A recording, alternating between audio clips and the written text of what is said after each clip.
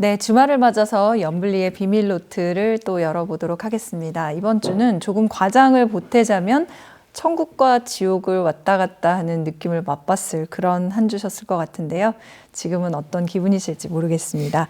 이사님 안녕하셨어요. 네, 안녕하세요. 네, 이번 주에는 하실 말씀이 보통 때보다 더 많을 것 같아요. 네, 뭐 정말 월요일 날은 저도 이제 너무 좀 충격을 많이 받아가지고, 그러니까 월요일 날은 정말 힘들더라고요. 근데 그날 좀 빠졌던 이유는 뭐 아시겠지만 주말 사이에 이제 탄핵이 좀 안 되면서 네. 이게 정치 리스크가 되게 오래 걸릴 수도 있겠구나. 그래서 주요 외국 기관 쪽에서도 그럼 뭐 이게 뉴스들 이제 주말에 찾아보니까 원화가 폭락을 할 거다. 뭐 1,500원 간다. 막 이런 얘기도 맞아요, 나오고 뭐 있었죠. 증시 더 빠진다. 이런 게 이제 확산이 되니까 개인 투자자들 입장에서는 그런 뉴스를 보고 당연히 겁에 질릴 수밖에 없거든요. 그러다 보니까 지금이라도 던지지 않으면 늦겠다. 이런 좀 생각을 주말에 하셨던 것 같아요. 그리고 특히 빚내서 투자하신 분들도 그쵸. 더 공포를 느꼈겠죠. 맞아요. 그래서 아마 개장하자마자 던지시더라고요. 던졌는데 이게 바로 폭락한 건 아닌데 장중 내내 빠지더니 개인들이 이제 오후에 더 투매가 나오면서 그날에 1조를 넘게 팔았는데 뭐 주식시장 아시겠지만 코스닥이 하루에 5% 폭락을 해버렸습니다. 그래서 정말 공포스러운 상황인데 저는 이제 그런 생각했거든요. 이게 정치 리스크도 그렇고 예전에 뭐 대통령 탄핵도 몇 번 있었고 이거보다 더한 위기도 되게 많았거든요. 사실 네. 우리 코로나도 겪어봤고 근데 물론 그 중간중간에 엄청난 폭락장은 항상 왔었지만 결론은 뭐였죠? 그때 도망가지 않은 분들이 대부분 다 승자가 됐고 돈을 또 오히려 많이 버셨어요. 근데 이제 그날 그런 이슈가 이제 극대화되면서 많은 분들이 이제 한국은 미래가 없구나 이렇게 생각하시고 또 상대적으로 미국은 또 워낙 좋잖아요. 뭐 그날 테슬라가 막 연일 급등하고 있고 비트코인도 너무 좋으니까 이거 뒤늦기 전에 갈아타야 되겠다. 아마 이제 그런 심리도 작용했던 것 같아요. 근데 어쨌든 그 일이 있고 나서 화요일부터 정말 거짓말처럼 정반대의 상황이 펼쳐집니다. 언제 그런 일이 있었냐는. 미국은 오히려 빠지는데 지금 한국 증시는 4일 내내 급등해가지고 지금 코스피도 2,500까지 거의 다 지금 올라섰고 코스닥도 급반등을 보여서 그러니까 주간 지수로만 보면요 최근 몇 주 내 가장 좋았어요. 월요일만 폭락을 했지.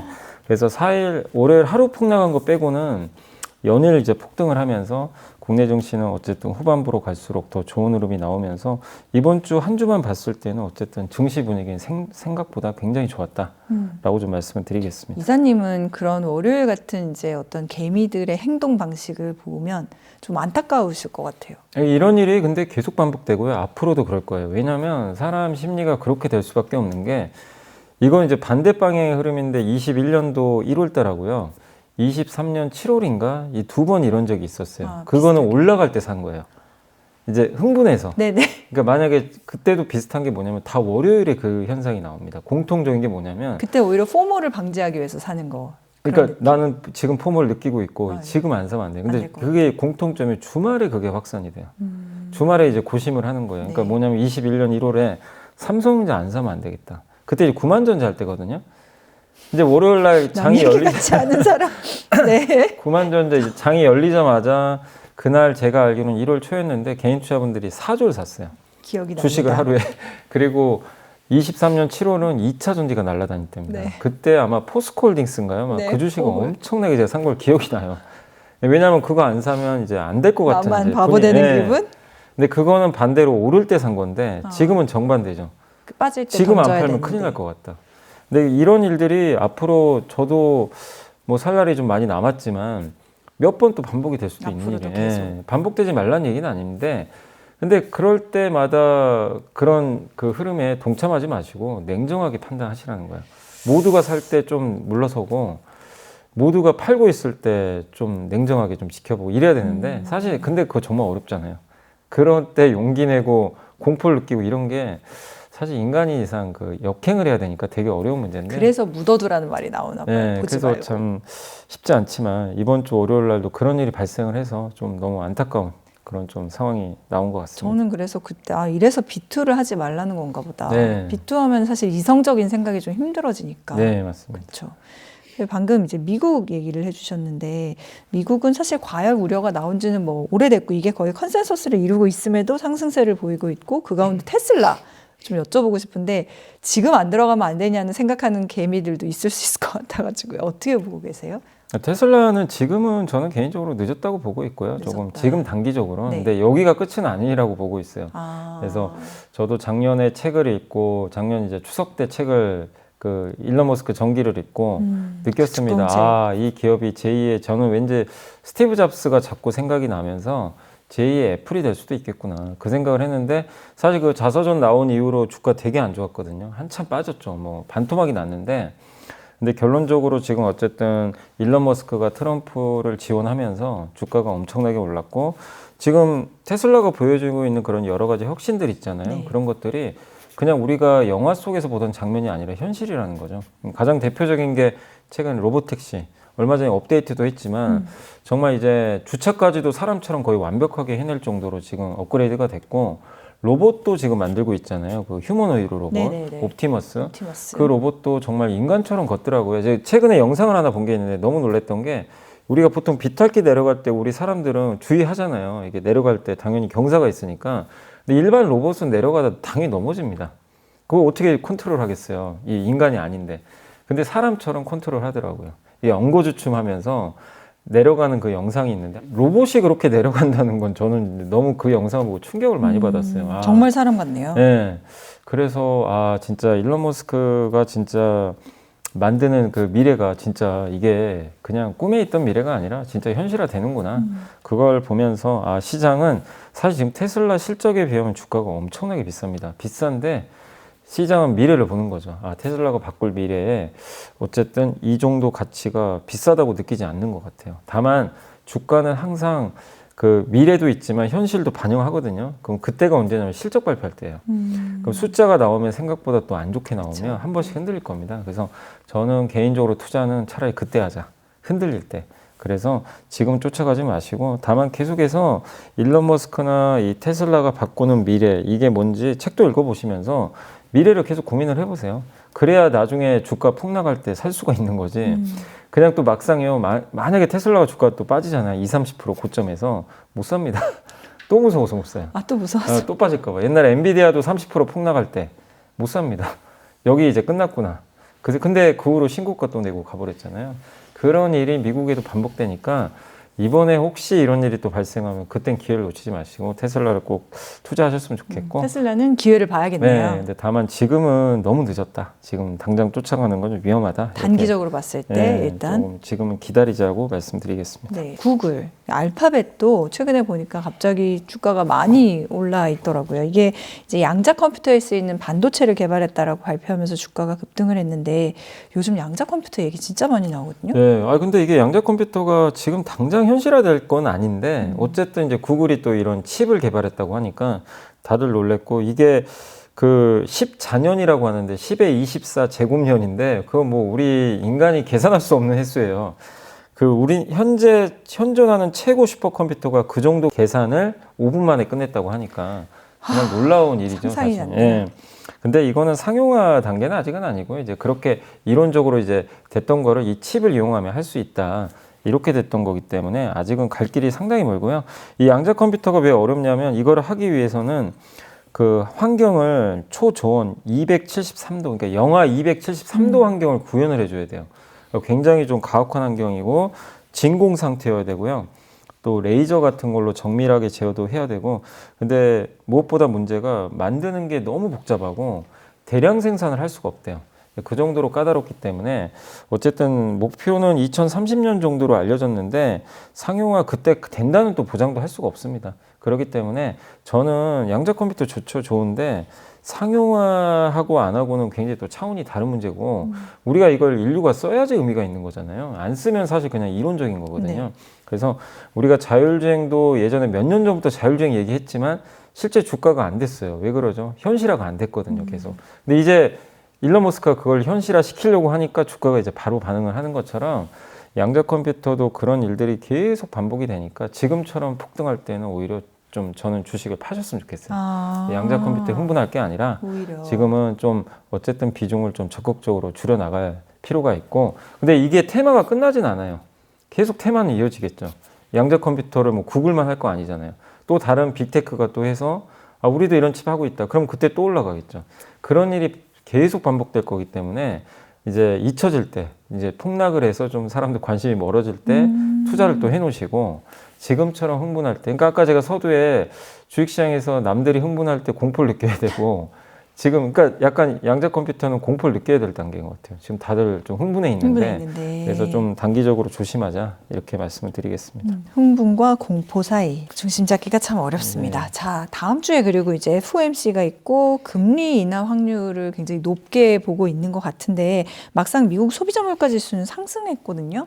그러면은 이 두 가지의 관계는 어떻게 설명이 가능할까요? 일단 이제 미국 소비자 물가 지수는 지금 예상에는 정확히 부합했고요. 근데 이제 계속 조금씩은 오르고 있어요. 그래서 약간 이제 불안감은 있지만 근데 이번에 올랐던 내용들이 다 좀 그렇게 지속적인 게 아니라 일회성으로 많이 봐요. 뭐냐면 그 근원 소비자 물가에서 상승을 주도했던 게 자동차 값인데 네. 허리케인이 오니까 자동차 공급이 좀 줄 거 아니에요. 그래서 이제 자동차 값이 좀 오른 부분들이 좀 일부 있다. 이렇게 보시면 되겠고 그리고 제일 중요한 게 주거비거든요. 근데 주거비가 꺾여 버렸어요. 그러니까 이 사실 우리가 소비자 물가 지표만 보면 올랐으니까 안 좋은 거 아닌가 이러지만 사실 그 속 내용은 되게 좋아요. 속 내용에서 제일 안 꺾이고 있는 게 이 주거비가 안 네네. 꺾이고 있었어요. 계속. 근데 그게 이번 달에 10월에 0.4% 상승했는데 이번에 드디어 0.3으로 일단 꺾여 버렸습니다. 그리고 이제 그 다음에 생산자 물가 지수도 발표가 됐는데 흔히 우리가 도매 물가라고 하는 거잖아요. 이 물가도 예상이 0.2%인데 0.4로 올라간 거예요. 그래서 시장이 좀 놀랐는데 이것도 일시적으로 보시면 돼요. 우리도 예전에 한번 얼마 전에 그 배추값이나 막 이런 이 식품 가격 때문에 한번 물가가 오른 적이 좀 있었잖아요. 근데 미국도 비슷한 게 계란값이 폭등을 하고 있대요, 지금. 근데 알고 봤더니 한 달 만에 50% 올랐대요, 계란값이. 이유가 조류 독감 때문에. 근데 그것도 오래 갈 이슈는 아니잖아요. 일시적이니까. 그러니까 이 내용들을 보면은 다 일회성 요인들 때문에 물가가 올랐기 때문에 그래서 지금 미국의 12월 금리 인하 확률은 90%가 넘습니다. 그래서 12월에 인하는 하겠지만 다만 이번에 인하하고 1월에 연속해서 하진 않을 것 같아요. 이 12월이 일단 끝나고 1월은 아마 건너뛰고 아마 3월에 또 할 가능성이 높거든요. 그래서 시장은 이번 금리 인하를 하겠지만 이거 자체가 호재가 아니라 한번 쉬고 갈 수 있기 때문에 시장에서는 금리 인하 자체를 일단 호재로 그렇게 판단을 안 하고 있는 것 같고 그래도 저는 긍정적으로 보는 게 한때 12월 금리 인하 가능성이 높지가 않았어요. 근데 어쨌든 지금은 12월에 금리 인하 하는 거는 크게 문제 없을 거라고 하고 있기 때문에 스케줄대로 잘 진행되고 있어서 이 부분은 좀 불확실성 해소에 긍정적이지 않나라고 생각하고 있습니다. 네. 달러 얘기도 좀 해보고 싶은데 사실 트럼프 당선 이후에 달러가 급등을 했거든요. 그런데 사실 생각해보면 이제 마가라는 걸 위해서는 트럼프가 결국은 달러 약세를 지향할 수밖에 없다 이런 얘기도 나오고 있어서 모건 스탠리가 근데 이제는 또 달러를 팔 시간이다 이런 언급도 나왔고 그러면 중장기적으로 저희는 달러 약세를 대비해야 되는 게 맞는 걸까요? 근데 달러가 지금보다 셀 것 같지는 않아요. 이미 세졌기 때문에. 근데 이제 트럼프 호재를 많이 반영했잖아요. 트럼프가 관세를 부과하고 감세 정책을 하게 되면 금리는 잘 안 떨어지고 그 다음에 달러는 더 강해질 수 있다 보니까 그런 걸 이제 반영했는데 모건 스탠리가 했던 얘기도 비슷해요. 그런 것들이 근데 다 반영된 것 같다. 이 달러의 좋은 뉴스들이. 그래서 지금은 달러를 팔자 이 내용인데 다만 달러가 그렇게 급격하게 떨어지긴 좀 어려운 이유 중에 하나가 뭐냐면 이번에 ECB도 유럽 중앙은행이 금리를 낮췄는데 더 낮출 거래요. 이번이 일시적인 게 아니라 계속 낮출 거다. 무슨 얘기를 했냐면 생각보다 경기가 안 좋다고 합니다. 그 중국이 지금 통화 정책을 좀 더 완화시키려고 하잖아요. 근데 이들 국가들의 공통점이 뭐냐? 경기가 안 좋아요. 근데 미국보다 다른 나라 경기가 안 좋으면 결국 달러는 더 강해지거든요. 그러니까 그런 걸 보면 달러가 쉽게 꺾이긴 좀 어려운 구도인데 다만 한 가지 변수는 뭐냐면 저는 엔화 같아요. 왜냐하면 12월에 이제 이번 달 아마 다음 주에 이제 일본 BOJ가 열리는데 네, 맞아요. 그때 금리나 인상 안 한다는 얘기도 있고 한다는 얘기도 있고 되게 의견이 분분한데 CNN 보도 나온 거 보니까 12월에 생각보다 금리를 세게 올릴 수도 있다. 하는 쪽으로. 일본이. 그러면은 이거는 엔화가 강해지는 거거든요. 그럼 달러는 또 약해져요.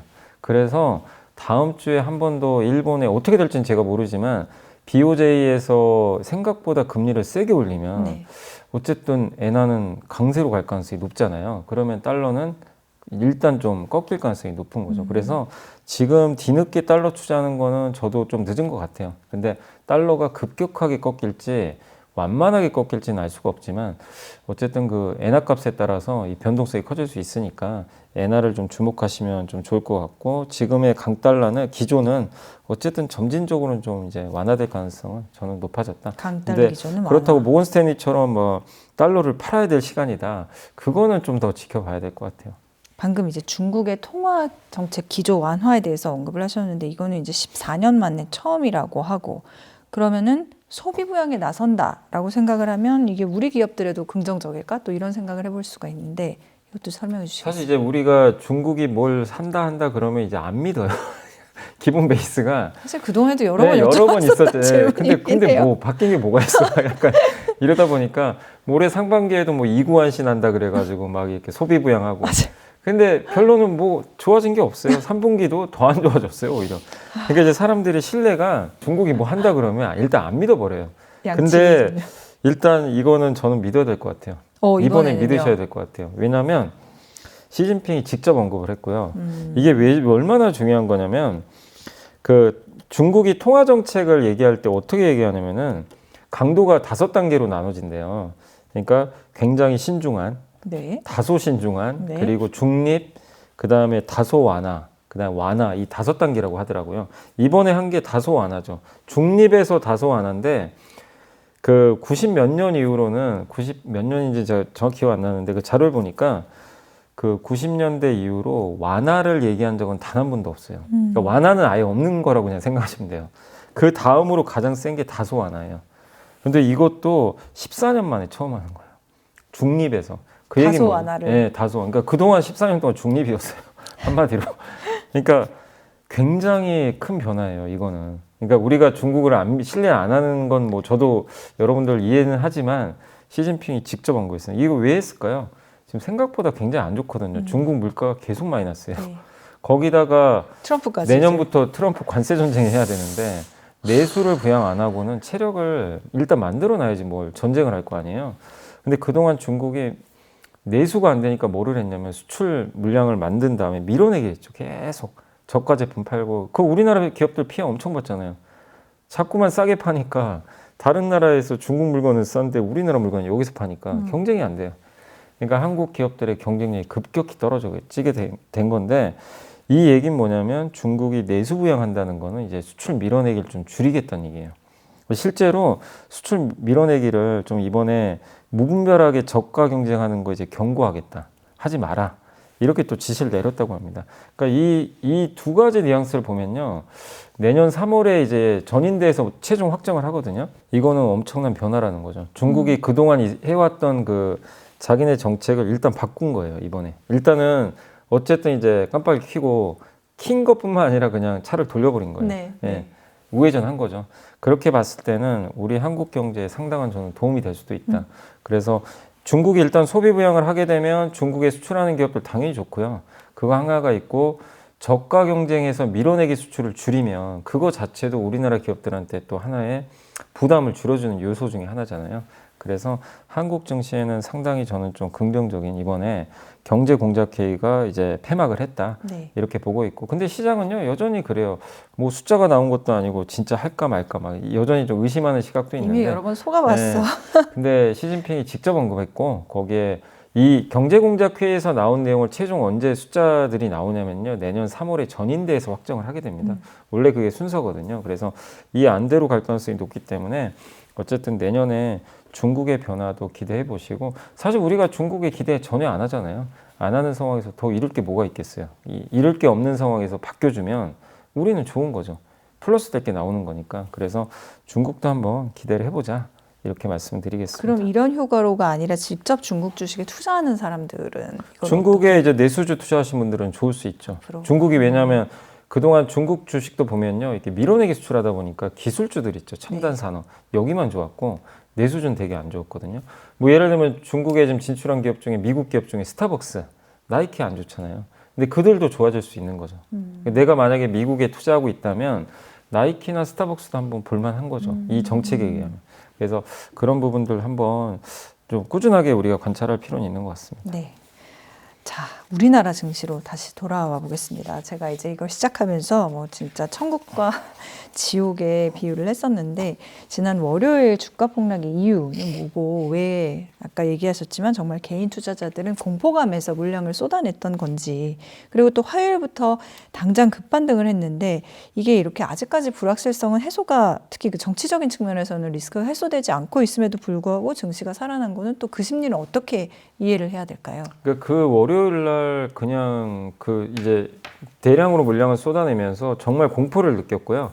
그러면서 정말 최악의 순간까지 그냥 반영을 해버렸죠. 그때 그 월요일 날도 얘기 나왔던 게 제2 계엄 선포할 수도 있다. 이 맞아요. 공포가 좀 네, 있었어요. 있었죠. 근데 다행히 이제 그런 일은 없었는데 그땐 그랬거든요. 그 우려가 되게 컸었고 외국인 계속 떠날 거고 환율은 튈 거고 거기다가 지금 뭐 트럼프는 하고 협상도 해야 되고 뭐 여러 가지 해야 될 일들이 산더미인데 어쨌든 지금 정치 리스크가 이렇게 계속해서 이어지게 되면 한국 경제 미래는 없는 것 같다. 이런 이제 공포가 그게 달했던 것 같습니다. 근데 주가는요, 어쨌든 좋은 것도 반영하면 끝나버리고요. 나쁜 것도 반영하면 끝납니다. 나쁜 게 이어져도요, 이미 반영하면 더 이상 악재가 되진 않아요.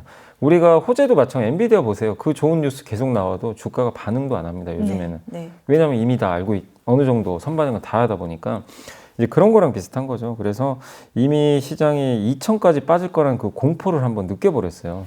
그래서 근데 그 일이 있고 나서 좀 분위기가 바뀌기 시작을 합니다. 제2 계엄 선포도 안 한다고 했었고 그렇죠. 또 주말에 다시 탄핵 결정을 한다고 또 이제 얘기가 나왔는데 이번에 이제 국민의힘 쪽에서 일부 의원들이 탄핵 투표하겠다 이렇게 바뀌다 보니까 시장이 생각한 건 뭐냐면 뭐 탄핵이 될지 안 될지 우리가 모르잖아요. 근데 분명한 거는 이 상태면 조기 대선으로 가겠구나. 조기 대선 가고 누가 대통령이 되든 빨리 되면 상황은? 정치 리스크는 이제 해소가 되는 거거든요. 그리고 대선이 빨라지면 뭐가 좋냐면 지금 누가 대선 후보가 될지 모르지만 지금 내수 살리는데 총력을 기울여야 돼요. 안 그러면 누가 표를 주겠어요? 그러면 돈을 풀 거란 말이에요. 오히려. 예. 그리고 한국은행이 실제로 돈을 풀었죠. 예. 그러다 보니까 유동성도 공급이 되고 네. 이러다 보니까 화요일부터 갑자기 이제 시장에 참가했던 분들의 생각이 좀 바뀌기 시작한 거예요. 아, 이거 최악은 이미 지나가고 있는데 생각해 보니까 결국 이것도 지나고 나면 위기 극복할 것 같고 오히려 돈은 더 풀 것 같고 예. 이런 상황으로 이제 갑자기 분위기가 바뀌어 버린 네. 거예요. 그러니까 그날 연기금에서 대량 매수를 하기 또 시작을 했고 그러다 보니까 개인 투자분도 이제 좀 안정감을 찾았던 것 같아요, 심리적으로. 그래서 하루 사이에 정말 어마어마한 변화가 생긴 건 아니지만 그 최악을 이미 월요일 날 반영한 상태에서 더 나쁠 건 없는 것 같다. 이 심리가 빠르게 확산이 되면서 주식시장은 좀 가파르게 바닥이다라는 네. 심리. 그러니까 이제 사람들은 이제 사야 되겠다. 이렇게 한국 증시 싼데 지금 안 사면 언제 투자하겠냐. 그래서 뒤늦게라도 또 오히려 동참하는 매수가 들어오다 보니까 이게 금요일까지 연결이 되면서 주식시장이 좀 급하게 회복이 됐고 또 삼성전자 주가도 좀 많이 회복이 된 것 같아요. 그래서 여러 가지 부분들에 있어서 시장은 좀 불확실성이 조금씩은 나아질 거에 베팅을 하는 그런 모습들이 연출이 됐다라고 말씀을 드리겠습니다. 이사님께서는 진짜 지금은 국장을 오히려 해야 될 때라는 말씀을 저번에 해주셨었고 실제로 많은 경제 전문가들 중에서도 거의 절반 우스개로 미국 주식 너무 올라가지고 팔아서 국장에 투자함으로써 환율 방어에 동참했다 이런 얘기를 하시는 분들도 계신데 그러면 지금 오늘 금요일 상황으로 봤을 때 이제 우리 주식에 투자를 하려고 하는 건 여전히 유효한 전략 중에 하나인가요? 네, 뭐 지금도 비싸진 않죠. 한국 증시는 아직도 연초 대비해서 마이너스 수익이거든요. 그러니까 이게 바닥에서는 좀 많이 올라온 것 같긴 하지만 여전히 지금 많이 하락해 있고 기업들 주가도 절대적으로 저평가된 기업들이 많이 있기 때문에 지금은 저는 국내 증시 좀 흔들릴 때마다 뭐 비중 늘려가는 거는 괜찮다. 이렇게 보고 있고 오히려 이제 미국이 나쁘다는 건 아니지만 미국 증시의 최대 그 약간 리스크는 너무 많이 올랐다는 거잖아요. 그렇죠. 근데 오르면 빠지거든요. 주식시장은 뭐 단순합니다. 오르면 또 빠지게 되고 너무 빠지면 또 기술적으로라도 올라가는데 어쨌든 지금 미국은 단순하게 그냥 생각해 보면 많이 올랐기 때문에 빠질 수 있다는 건 누구나 생각하고 계실 거예요. 개인 투자분들. 그래서 쉽게 들어가기 좀 어렵긴 하지만 어쨌든 미국 시장도 지금 많이 좀 목에 찬 건 또 사실이니까 지금 상황에서는 일단 한국 증시에 투자하는 게 저는 또 매력적이지 않을까라고 좀 생각을 하고 있습니다. 네. 자, 그러면 외국인 매수세도 궁금한데 이번 주 외국인, 기관 또 개인들 매수 종목 상승 업종까지 정리해 보겠습니다. 네, 먼저 이번 주 외국인들이 많이 매수한 주식 10개 종목을 살펴보겠습니다.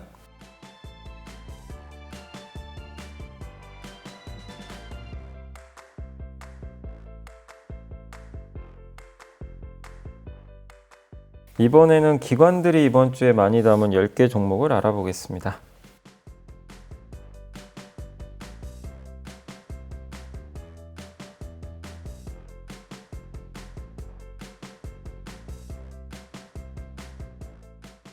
이번에는 개인들이 이번 주에 가장 많이 산 주식 10개 종목을 살펴보겠습니다.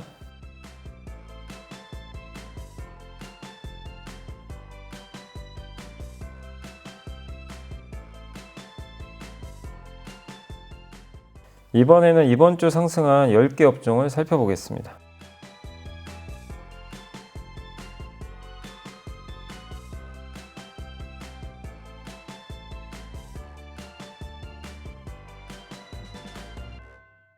자, 이렇게 해서 외국인, 기관, 또 개인들 매수 종목, 또 상승 업종까지 알아봤는데 여기서 읽을 수 있는, 얻을 수 있는 힌트는 뭐고 상승한 업종 가운데서 좀 좋은 흐름이 이어질 수 있다고 보시는 분야는 어딘가요?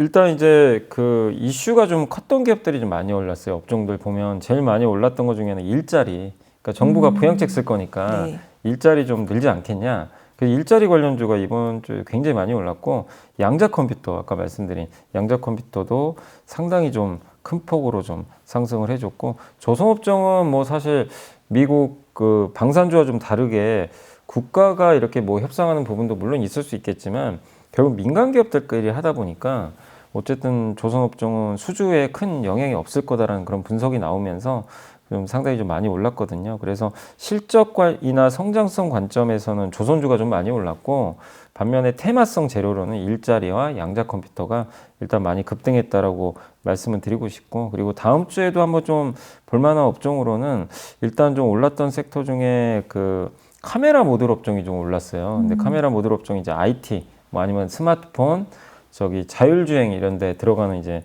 카메라라고 좀 보시면 좋을 것 같은데, 네.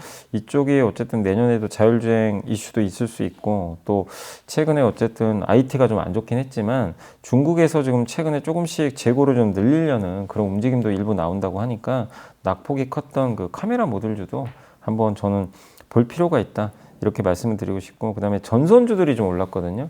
예. 전선주들이 주 후반에 좀 약간 오르는 모습이 나왔는데, 물론 지금 트럼프의 피해주가 해상풍력 이쪽인데, 그래도 유럽이나 이런 많은 국가에서 해상풍력 사업을 꾸준히 지금 전개를 하고 있고, 또 해상풍력뿐만이 아니라 전선이 들어가는 게 거의 육상풍력도 있고, 또 거기에 통신용 케이블, 전력망 이런 데 다 들어가기 때문에 이런 인프라 투자가 좀 늘어나는 부분에서 저는 수혜가 예상될 것 같고, 특히 미국은 지금 AI 데이터 센터 많이 깔아야 되는데, 그 트럼프 대통령 당선인이 그 이번 주에 갑자기 이제 뉴욕 증권거래소 그 개장식에 참석해서 뭐라고 했냐면, AI와 암호화폐를 계속해서 더 그 성장시키겠다. 근데 끝에 이 말을 했어요. 그러기 위해선 전력이 많이 필요합니다. 그걸 또 강조를 하더라고요. 그럼 결국 이거는 또 전력망에 당연히 긍정적일 수 있기 때문에 전선주도 한번 좀 눈여겨보실 필요는 있는 것 같습니다. 네. 일자리 관련주의 상승률이 두드러졌는데 일자리 관련주라 그러면 어떤 걸 얘기하는 거예요? 그러니까 이제 이 채용할 때 채용 사이트 같은 거 있잖아요. 네, 그런 거, HR 예, 뭐 그런 사이트라든가 그런 뭐 아니 뭐 복지 관련주 막 이런 거랑 좀 겹쳐 있거든요. 그래서 일자리 관련주는 이제 보통 우리가 그 우리나라 기업 중에도 상장된 기업들이 몇 개 있죠. 있는 걸로 알고 네. 있어요. 이제 그래서 아마 채용 공고가 좀 늘지 않겠냐. 아마 그래서 좀 주가가 좀 올라갔던 것 같습니다. 네, 오랜만에 보는 업종이라서 확인 드려봤고요. 자, 그러면 여미사님께서 선정한 이번 주의 보고서 토요일 순서 보겠습니다. 마무리로. 네, KB증권의 유은혜 연구원님이 음식료 업종 적어주셨는데요. 확장의 시대 2.0 이렇게 좀 적어주셨고, K푸드가 인기가 많죠. 그래서 해외 매출이 좀 증가하고 있고, 또 소비 심리가 지금은 좋진 않지만 그래도 내년에는 조금 나아질 걸로 좀 보고 있고, 그리고 현재 지금 음식료도 주가들이 좀 빠져가지고 PER이 낮아 있거든요. 그래서 내년에 좀 PER이 좀 상승하지 않겠냐 이렇게 좀 언급을 해줬습니다. 그래서 음식료 산업에 대해서 좀 긍정적인 멘트를 해주셨고, 특히 음식료에서 제일 중요한 건 우리나라 국내에는 내수는 한정돼 있잖아요. 그래서 결국 제일 중요한 건 해외 쪽인데, 해외 확장을 잘하는 기업들이 어쨌든 좋은 성과를 낼 수 있고, 또 지금 최근에 해외 확장할 때 가장 대표적인 기업 중에 하나가 삼양식품의 불닭볶음면인데 이게 히트 쳤던 이유가 사실 틱톡이 정말 큰 역할을 했거든요. 틱톡에서 이제 불닭볶음면 챌린지라고 그래서 매운 거 먹기 이제 어떻게 보면 서로 막 이제 도전을 하는 거죠. 그게 유행하다 보니까 나도 먹어보자. 그래서 이 서양 사람들이 사실 매운 거 못 먹잖아요. 근데도 이제 불닭볶음면 그 챌린지가 히트를 쳤죠. 그래서 그게 유행이 됐던 게 하나의 좀 큰 이 삼양식품의 주가 상승의 가장 큰 원동력으로 좀 작용을 했던 것 같고요. 그리고 국내는 어쨌든 지금 조금 쉽진 않습니다. 인구가 역성장하고 인당 지출 성장도 좀 제한적이니까 내수보다는 확실히 해외 확장이 나오는 기업들 좀 지켜보자 이런 얘기고, 다만 지금 음식료 기업들은 이제 그 농산물 가격이 떨어지면 좋잖아요. 왜냐하면 이제 원가가 절감되니까. 다만 지금 라니냐가 이제 발생을 해서 아마 내년 상반기 경에는 이제 곡물가가 좀 오를 가능성이 있대요. 그러면 곡물가의 시차가 있어요. 그럼 내년 하반기에는 음식료 업종의 원가에 좀 부담이 있을 수 있기 때문에, 다만 내년 상반기까지는 원가 부담은 크지 않을 걸로 일단 보고 있습니다. 그래서 최선호주로는 삼양식품이고요. 삼양식품이 이제 밀양 2공장이 가동되면 연간 라면 생산 능력이 39%나 증가한다고 하니까 여전히 좋은 모멘텀 예상이 되고, 또 하나는 이제 관심 종목으로는 CJ제일제당, 지금 글로벌 K푸드 관심도 좀 많고, 또 비비고라는 브랜드가 굉장히 또 유명하잖아요. 네. 그리고 바이오 사업, 이제 그 사료 첨가제 사업을 하고 있는데 여기 들어가는 사업을 일단 매각을 하려고 하는 것 같아요. 그래서 이 부분도 긍정적으로 보고 있고, 마지막으로 농심도 수출 전용 공장을 건설하면서 실적이 성장할 걸로 지금 예상을 하고 있고, 특히 미국에서 농심의 신라면도 굉장히 좀 잘 팔리는 제품 중에 하나이기 때문에 꾸준하게 성장을 할 걸로 보고 있는 것 같습니다. 그래서 이 세 기업 다 공통점이 해외입니다. 해외. 그래서 해외에서 성과를 내는 이런 음식료를 잘 보자는 내용의 보고서니까 참고하시면 좋겠습니다. 네, 오늘 들은 말씀 중에서는 이사님께서 말씀하신 최악은 지나가는 중이다라는 말씀이 좀 안도가 많이 되는데요. 뭐 이번 주말도 여러 가지 생각이 많으셔서 심란하실 수 있겠습니다만, 이럴 때일수록 조금 마음을 다 잡고 또 연말 마무리 잘 하시면서 저희는 일요일 순서에서 다시 뵙도록 하겠습니다. 이사님 감사합니다. 가격 빠지는 거는 좀 오히려 주가보다 후행적이다, 네. 이렇게 보시면 되겠고, 근데 관건은 지금 HBM이나 AI 반도체 걱정은 안 하잖아요. 핵심은 그거예요. AI 말고 스마트폰과 PC에 들어가는 반도체가 늘어야 되는데 그게 예상보다 안 는 거예요. 그러면 언제쯤 이게 수요가 늘 거냐.